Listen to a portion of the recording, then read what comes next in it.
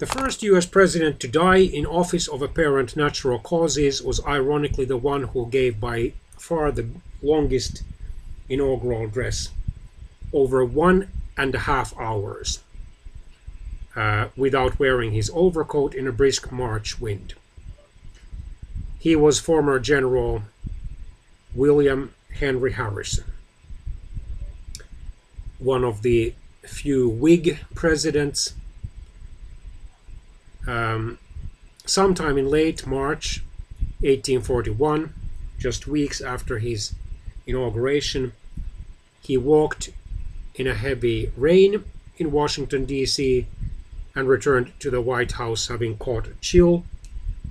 This developed into fever and gradually into pneumonia. The doctors tried to help him but were unable to do so, and on April the 4th, 1841, exactly 1 month after taking office, William Henry Harrison quietly died. He was 68 years old.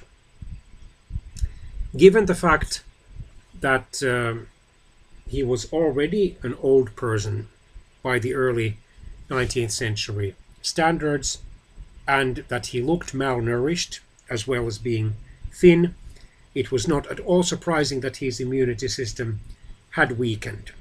And besides, the medical science also in the United States, despite its being a rapidly industrializing country, was still fairly primitive.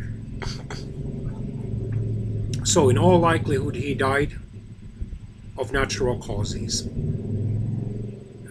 He had been able to accomplish very little during his first month in office. Just about all the time, so-called office time, he had